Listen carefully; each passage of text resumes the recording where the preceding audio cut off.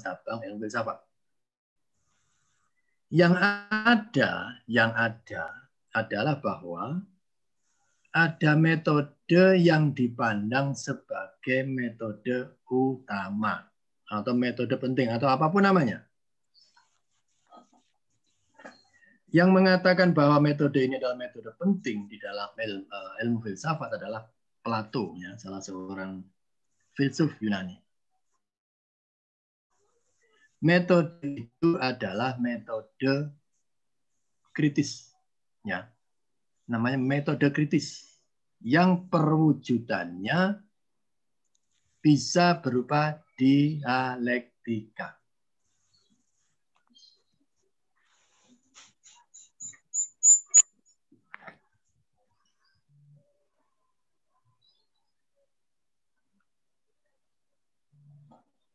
Eva. Halo Eva. Oke, Prof. Apa? Dialektika itu apa? Yang dimaksud dengan dialektika adalah kegiatan untuk bertanya tanpa henti, Prof. Kegiatan bertanya dan menjawab suatu bidang yang tidak berkesudahan. Ya, itu dipandang sebagai metode penting di dalam ilmu filsafat.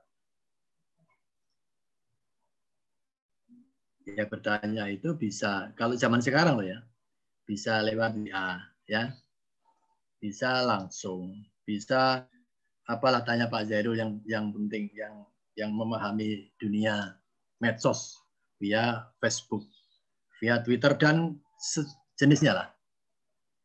Kalau zaman dulu kan tidak bisa ya, namanya dialog ya bertemu. Cuma di masa sekarang dialog atau kritis itu tidak harus bertemu, bisa dengan menggunakan media-media itu. Tetapi intinya adalah dialektika itu sebagai perwujudan metode kritis merupakan hal yang penting kalau orang berbicara ilmu filsafat. Contohnya begini. Hakim itu kalau mau membaca kan ya masih bisa. Ya, hakim itu kalau mau bertanya pasti bisa. Tetapi kenapa harus mendatangkan ahli? Ya, saya beri contoh. Yang kemarin salah satu sidang itu perkaranya begini. Nanti yang saya mau tes Pak Zairul nanti. Ya bukan tes, saya tanya lah ya. Kalau tes itu kesannya nggak bagus. Saya tanya kepada Pak Zairul. Persoalannya begini. Sebulan hari ini A, pemilik sebidang tanah, membuat PPJB, ini terkenal ya, perjanjian pengikatan jual beli dengan B.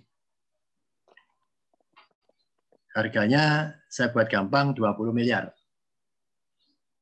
Karena di pinggir kota Surabaya.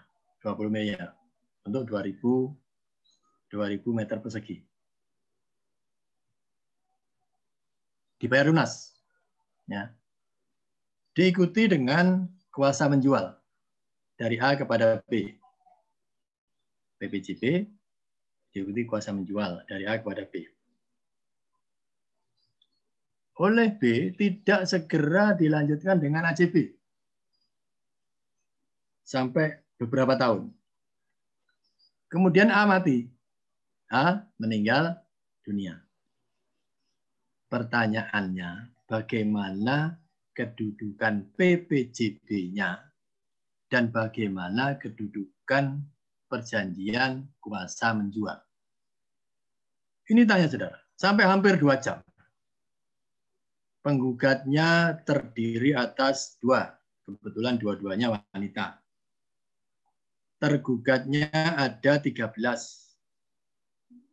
Masing-masing sahabat rata membawa 3 advokat. Jadi sampai ada dibawakan tempat duduk tersendiri buat advokat T1, 2, 3, 4, sampai T13. Turut tergugatnya 2, notaris dan kantor pertanahan. Jadi selama 2 jam, saya menjawab pertanyaan atas belasan orang, kan tidak semua bertanya ya, belasan orang. Tanya jawab untuk sampai pada kesimpulan. Kedudukan PPJB dan kedudukan perjanjian kuasa menjual. Dan sesungguhnya kalau baca ya, hakim kan ya pasti bisa. Kalau advokat ya karena berpihak mungkin sudut pandangnya berbeda. Hakimnya itu kan pasti bisa membaca. Nggak mau susah, pakai dialog aja, tanya, sampai pada kesimpulan. Ini salah satu percikan sederhana berpikir filsafati untuk menemukan realitas yang sebenarnya. Hukumnya itu piye kalau terjadi peristiwa seperti itu. Kalau menurut Pak Jairul, gimana Pak Jairul? PPJB-nya dulu.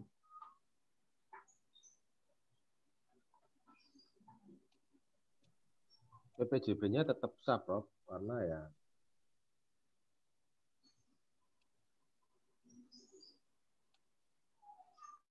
dibuka dulu Pak Jairul ya. Halo, dibuka dulu mute-nya. ya. Mute-nya dibuka, mute-nya. Ya, Prof. Ya. PPJB-nya tetap mempunyai akibat hukum. Ya. Meskipun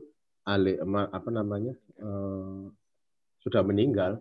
Ya. PPJB-nya tetap mempunyai akibat hukum meskipun oleh B ini tidak dilanjutkan ke AJB. Ya. Kalau PPJB-nya sah, maka prestasi dalam PPJB apa? A ini pembelinya sudah membayar lunas. Bukan, A penjual. A calon penjual. Oh, A ini calon penjual. B calon pembeli membuat PPJB. Oh, A calon penjual. Jadi kan si A ini sudah seperti yang Prof katakan tadi sudah membayar lunas, apa tuh namanya? Bukan, yang bayar lunas B, Pak. Oh iya. Pembeli. A pemilik tanah menjual kepada B karena sesuatu dibuat PPJB. Ya, B sudah bayar lunas, ya, 50 miliar. Ada kuasa menjual itu, Prof. Sudah ada kuasa menjual. Ya. Pertanyaannya bagaimana kedudukan PPJB dan kedudukan perjanjian kuasa menjual ketika A mati sebelum ditindaklanjuti dengan AJB? Tetap berlaku, Prof, karena sudah terjadi pelaksanaan prestasi dalam PPJB-nya.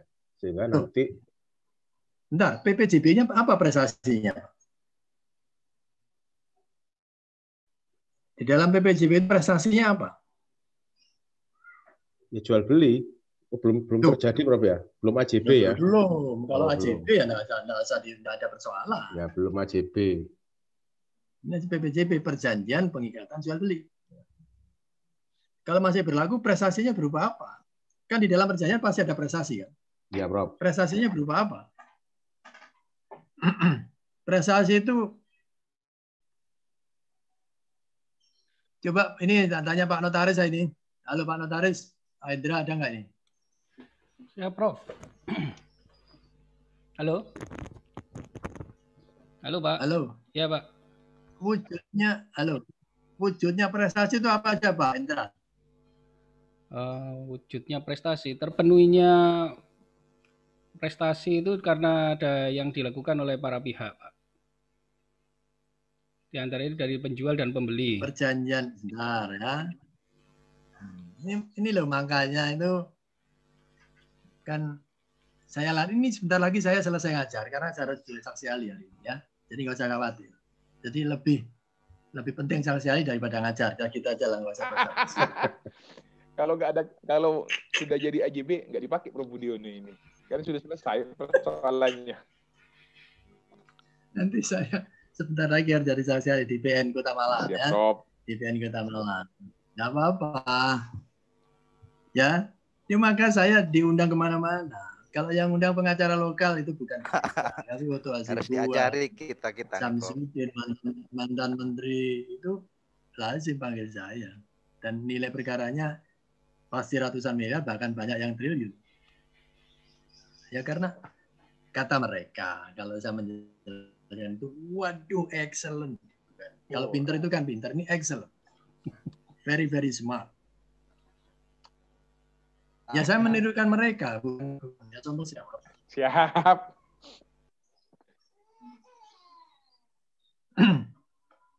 PPJB, ya PPJB itu, halo Pak Indra Iswara, saya mau tanya. Ya Pak. Halo Pak Indra Iswara. Ya Pak. Ya, Pak. Halo? Pernah membuat PPJP? Halo, Dengan suara dari yang lain? Dengan Halo? Rob. Pak Imam? Halo? Halo, Pak Ya, Pak. Imam. Ya, Pak. Siapa? Dengar suara saya? Dengar, Pak. Pernah membuat PPJP Oh, setiap saya sebagai notaris? Oh, sering, Pak. Sering sekali. Sering, Pak. Halo? Pertanyaan saya, prestasinya berupa apa PPJP? Pembeli ini melakukan pembayaran kepada penjual. Lalu penjual memberikan sebidang tanah itu kepada pembeli. Yang pembeli, Pak. Belum ada pembeli. Perhatikan ya. Perhatikan baik-baik. PPJP ini gini, kalau pegadaian itu mengatasi masalah tanpa masalah. Ya. Orang nggak punya uang datang ke pegadaian, lain pun digadaikan selesai. Ya, mengatasi masalah. Tapi kalau PPJP ini mengatasi masalah, penuh masalah. Kenapa? Hasilnya kan begini. Niatnya semula adalah HJB. Dibuat di PPAT. Tetapi karena persyaratan peralihan hak atas tanah itu rumit, setidak-tidaknya dibandingkan dengan benda-benda yang lain, maka sering ketika orang minta AJB belum bisa. Ya, belum bisa dibuat AJB. Pemecahannya dibuat PPJB, perjanjian pengikatan jual beli. Sering pula calon pembeli, jangan mengatakan pembeli karena belum ada AJB. Calon pembeli sudah bayar lunas. Nah, untuk melindungi kepentingan calon pembeli ini yang sudah bayar lunas, maka diikuti kuasa menjual. Maka yang PPJB belum dibayar lunas, lazimnya tidak diikuti kuasa menjual. Walaupun beberapa ada, ini karena nggak tahu, orangnya nggak tahu apa artinya kuasa menjual, bagi perangkat seperti itu, dibuat saja, ini konyol, sama dengan buang-buang uang. Ya, karena nggak tahu, ini tugas notaris untuk menjelaskan. Nah, ini persoalannya. Nah, prestasi di dalam PPJB itu adalah melakukan perbuatan tertentu, doing something. Kan kita sudah hafal kalau prestasi itu satu, melakukan sesuatu, memberikan sesuatu, tidak melakukan sesuatu. Nah, ini prestasinya dalam PPJB itu adalah melakukan sesuatu. Calon penjual wajib menjadi penjual, calon pembeli wajib menjadi pembeli. Jadi prestasinya berupa doing something. Masalahnya, belum berbuat sesuatu, sudah mati. Gitu. Kalau AJB mati ya nggak masalah, sudah beralih ke pemilikannya. Ini masih PPJB. Bagaimana kedudukan PPJB-nya ini ketika calon penjual mati?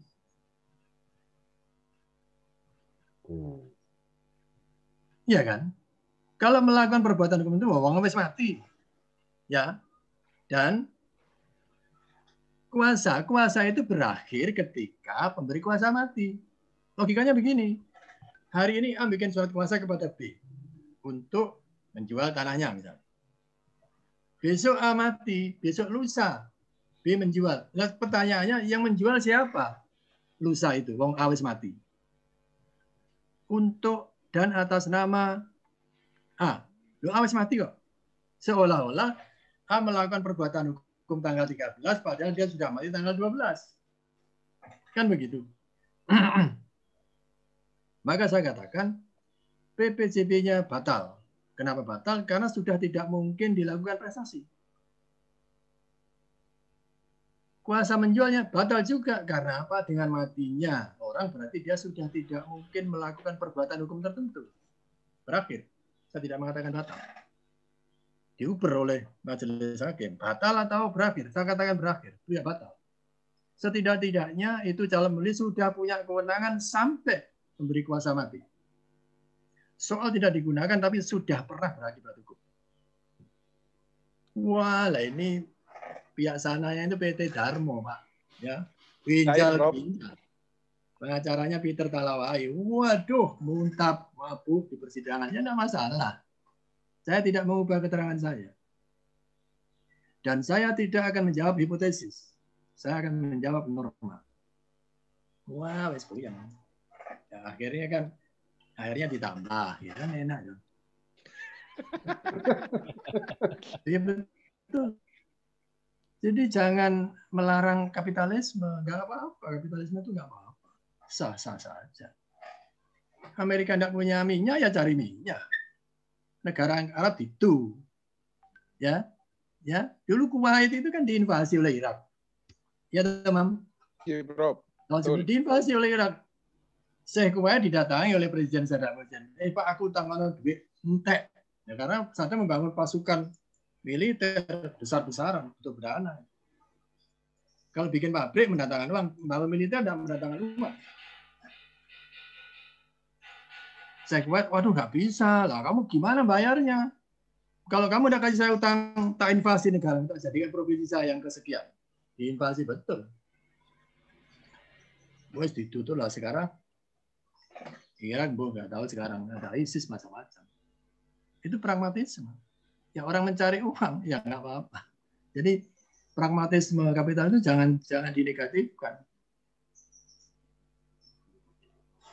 Itu adalah bagian berfilsafat. Ini bukan soal bagian bersombong-sombong. Ini bagian berfilsafat, mencari realitas yang sebenarnya.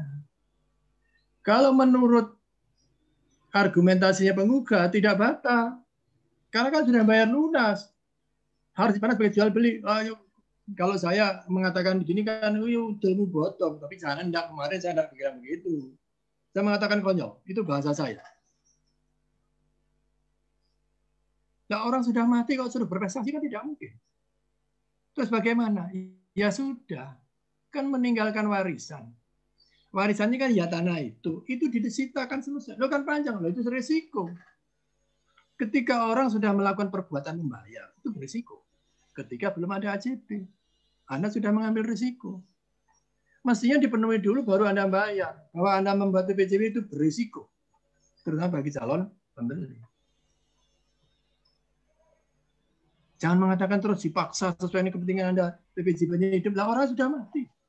Prestasinya dilakukan siapa? Tidak bisa. Ahli waris tidak bisa dipaksa untuk sama dengan pikirnya pewaris. Tidak bisa. Berarti dalam kasus ini rugi dong, Prof, pembeli ini. Berarti calon sudah pembeli. Habis uang. Calon pembeli.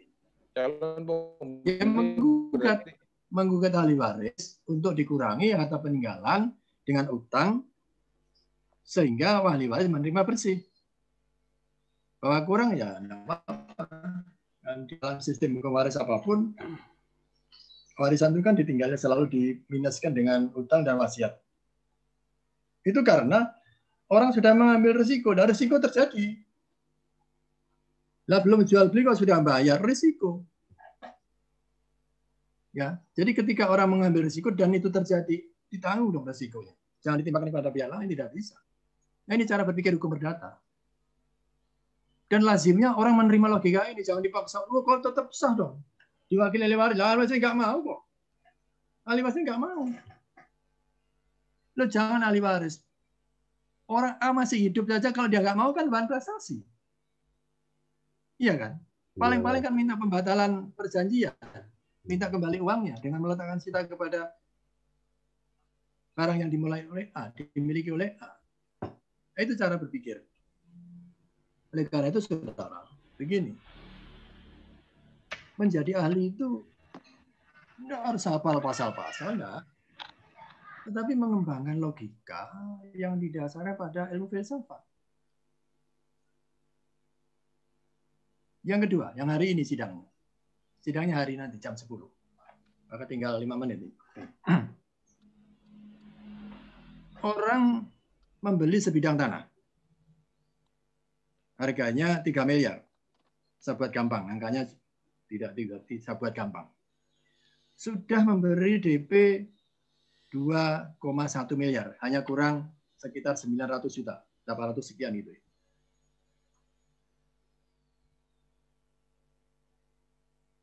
Di dalam salah satu klausula perjanjian dikatakan bahwa apabila dalam waktu setahun ya, pembeli tidak melunasi sisa pembayarannya, maka uang yang sudah diserahkan kepada penjual hangus atau hilang.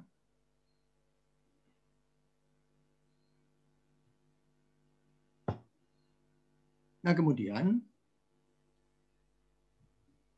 calon pembeli karena calon penjual tidak bisa menyediakan kewajibannya, menggugat ke pengadilan agar perjanjian jual beli rumah batal. Pertanyaan saya, kalau perjanjiannya batal dengan seluruh klausulanya, berarti kan norma tentang hilangnya uang 2,1 kan menjadi hilang juga. Kalau perjanjian diminta batal dengan seluruh klausulanya, berarti kan norma yang mengatakan hangusnya uang 2,1 yang sudah dibayarkan menjadi hilang. Dalam hal rugi. A menggugat memperjuangkan haknya karena tidak segera disediakan tanah dengan kelengkapan dokumennya. Dia menggugat batal perjanjian sehingga prestasinya hilang dan lain sebagainya. Tapi dia juga kehilangan hak untuk menikmati uang 2,1. Terus gimana yang benar ini? Paham persoalannya? Siap. Ya kalau susah ya nanti lihat aja. Ya, jangan saya jawab sekarang. Ini kan masih rahasia. Nanti saya jawab nanti. Siap, Ya, Bro. mau lihat aja nanti di PN Kota Malang ya. Jangan sampai keliru. Di PN Kota Malang. Oke, kembali ke persoalan. Intinya adalah pertanyaan-pertanyaan, jawaban-jawaban itu yang tidak dimiliki oleh ilmu yang bukan ilmu filsafat. Karena dia semata-mata menggantungkan pada rasionalitas dan empirikal.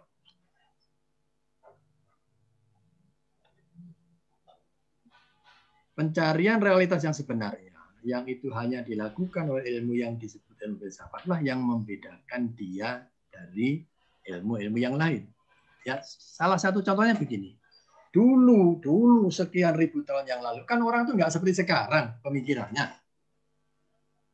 Bisa berpikir tentang perjanjian, bisa berpikir tentang prestasi, bisa berpikir tentang prestasi, bisa macam-macam itu kan proses, saudara. Kan tidak jelek seperti sekarang. Itu semua hasil kerja ilmu filsafat dan ilmu yang lain. Pak Zairul, saya mau tanya. Putranya Nabi Adam yang ketika membunuh saudaranya bingung mau memakamkan itu siapa namanya? Masih ingat Pak Zairul? Ada kan itu? Kobil itu siapa lah ya? Itu kan bingung. Kita membunuh itu apa gitu? Ya apa lagi? Apa digoreng? Apa dia kan bingung dia. Akhirnya kan melihat burung dan lain-lain. Itu semua kan proses ya. Proses terus dari ribuan tahun yang lalu, mungkin jutaan sampai sekarang. Jadi seperti sekarang, ini hasil kerja ilmu dan ilmu filsafat. Mungkin 2000 tahun lagi kan nggak seperti sekarang. Sehingga ilmu filsafat nggak berhenti bertanya, terus diberbagi. Kalaupun sesuatunya tidak ganti, paling tidak argumentasinya diperbaiki. Ya, sesuatunya berubah, argumentasinya diadakan. Argumentasinya kurang baik, diperbaiki. Begitu seterusnya. Maka oleh Plato dikatakan, metode penting di dalam ilmu filsafat adalah metode kritis. Walaupun para filsuf juga mengakui adanya metode-metode yang lain. Dan tidak ada satu metode yang cocok bagi semua cabang ilmu atau ilmu filsafat. Jadi kita sudah sampai pada satu metode kritis yang namanya metode dialektika. Suatu metode untuk membedakan ilmu filsafat dengan ilmu-ilmu yang lain. Oke ya, sampai minggu depan ya. Terima kasih banyak. Minta maaf mengurangi waktu kuliah dan lain-lain. Tapi rasanya di S3 tidak usah ribut soal waktu. Yang penting saudara paham tentang pengetahuan, ilmu pengetahuan, ilmu filsafat, cabang-cabang ilmu filsafat, filsafat ilmu, etika, logika, estetika, filsafat hukum, dan kemudian pembeda antara ilmu dan ilmu filsafat. Nanti pembeda antara ilmu hukum dan ilmu filsafat hukum. Nanti ujian lisan harus ngelontok ini, nggak bisa enggak. Terima kasih. Assalamualaikum warahmatullahi wabarakatuh. Waalaikumsalam. Aduh, ujian lisan harus ngelontok. Ngelontok itu artinya kebuka pikirannya bagi kawan-kawan yang nggak ngerti bahasa Jawa. Artinya hafal nggak usah baca. Sukses, Prof. Aduh. Pak Indra. Siap. Pak Indra. Itu Hujannya Lisa. tadi, Pak, ini kan Pak Indra notaris. Pak, ini rekodnya Itu PPJB-nya. Sebentar. Saya matikan. Halo Pak Indra. Rekodnya matikan, Pak.